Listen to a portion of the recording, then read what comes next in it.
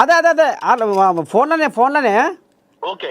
అందశ్రీ మరి పాటగాడు ఆటగాడు మరి కవి వాగ్గేయకారుడు అందశ్రీ పాపం మరి ఇక గుండెపోటుతోటి ఇదైపోయాయి. నిన్న అంత్యక్రియలు మరి గట్కేసాల జరిగినాయట. మరి ఏంది ఏం కథ? మీ వరంగల్ బిడ్డ అందశ్రీ ఆయనతో మీకున్న అనుబంధం ఏంది? ఎటెట సంగతి ఏంది ఏం కథ?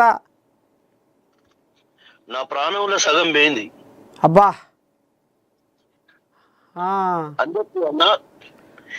అందశ్రీ అన్న నేను 25 సంవత్సరాలు కష్టపడి రాసిన ఒక కావ్యానికి బా అది 100 ఏళ్ల చరిత్ర, 100 ఏళ్ల కింద చరిత్ర, 100 ఏళ్ల కింద చరిత్ర అంటే అది 100 నావురా, దానికి 100 నావురు అని పేరు పెట్టని చెప్పి ఆ కావ్యానికి పేరు పెట్టిన గొప్ప గుణం గల కళాకారుడు. అన్నకి ఎలాంటి స్వార్థం లేదు. ఎప్పటి నుంచి మీకు దగ్గర అయ్యిండు అందశ్రీ? మీరు ఆయనకు దగ్గర అయ్యారు ఎప్పటి నుంచి? మేము దగ్గర 25-30 ఏళ్ళ నుంచి వెళ్ళి ఇంకా తెలంగాణ ధూమ్ధాం వేదికలు కూడా మేము కలిసి చేసినాం. చాలా వేదికలు చేసినాం. నారాయణమూర్తి అన్న సినిమాలకు రాసినప్పుడు కూడా నేను ఆయన కలిసి రాసినాం.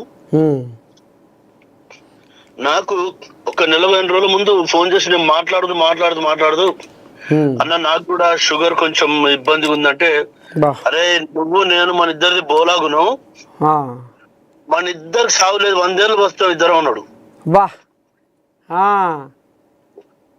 నాకు చాలా సార్లు కలిసిన, చాలా సార్లు నా పాటలు అద్భుతంగా ముట్టుకుంటాడు. నేటి మేడారం అయితే మేము ఇద్దరం కలిసిపోతాం. నా తల్లి నన్నగన్న పల్లె సక్కన్ని తల్లి నా పల్లె ఎల్ల కులములు గల్ల పల్లె అలనాటి ఎనలేని కీర్తి గల మల్లె పాటను ఎన్నిసార్లు గుండెలో కత్తుకొని ముద్దాడిండో, ఎన్నిసార్లు అది ఒక నులక మంచం అల్లినట్టు అల్లినవర పాట.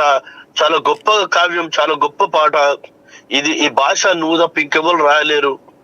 కొన్ని ఏళ్ల కింది ఈ భాష అన్నాడు. 100 ఏళ్ల నా ఊర్లో పచ్చని పంట సేండ్ల నట్ట నడుమ బొట్టు పెట్టి నట్టు నా పల్లె ఉండేది. పొందిక్కున్నట్టి బొడ్రాయితో పాటు పోషమ్మ గుడి పల్లె కందంగా ఉండేది.